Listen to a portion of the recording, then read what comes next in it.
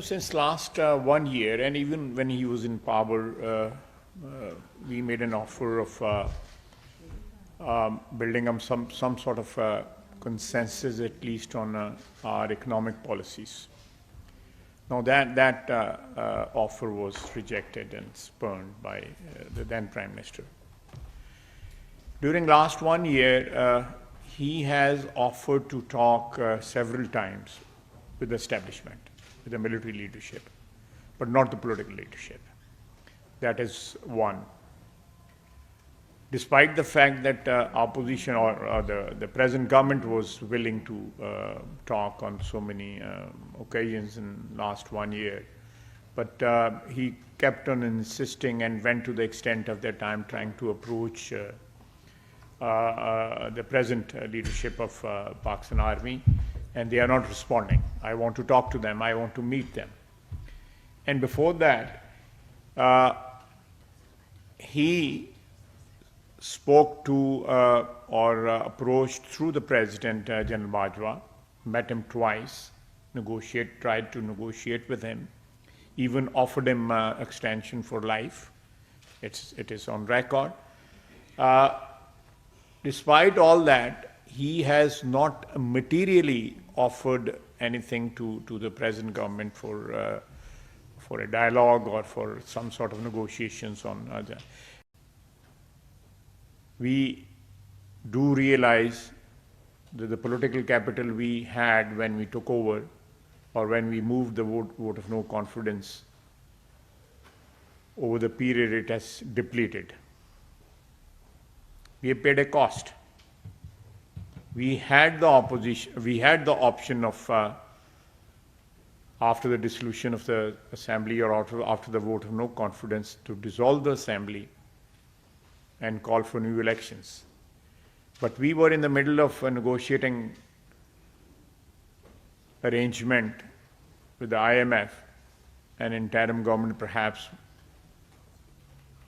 could not do that as effectively as a government in power, elected government in power. So that was a difficult decision, and we decided to risk our political capital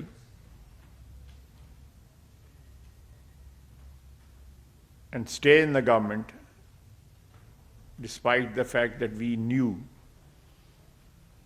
the risk of losing the political capital is there or was there.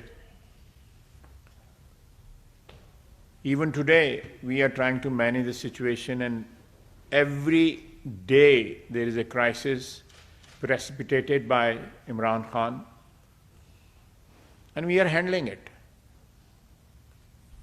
And inshallah, we'll come out of it successfully. And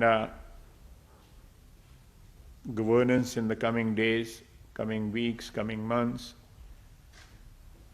the economic situation,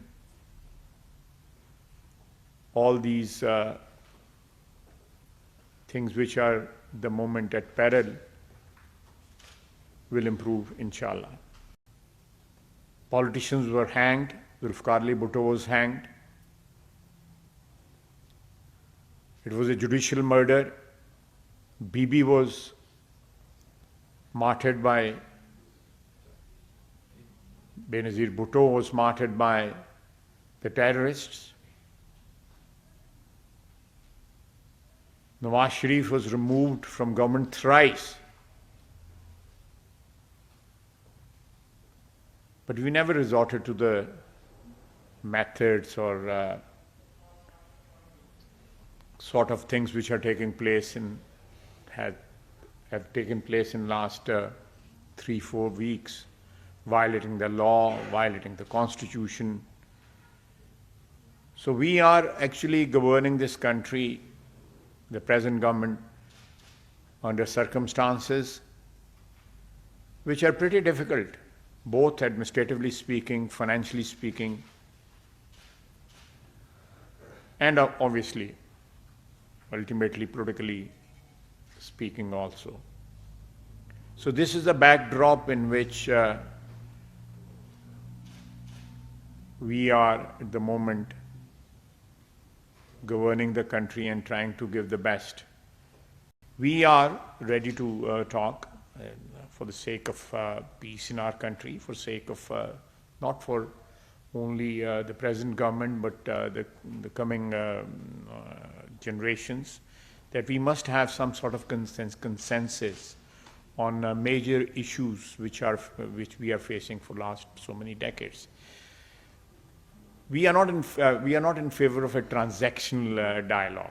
We need something which is comprehensive, which covers everything. There are so many issues. One can debate on that and have perhaps a long debate on that. But in short, what I'm trying to say is that a comprehensive dialogue on the problems Pakistan is facing is always welcome.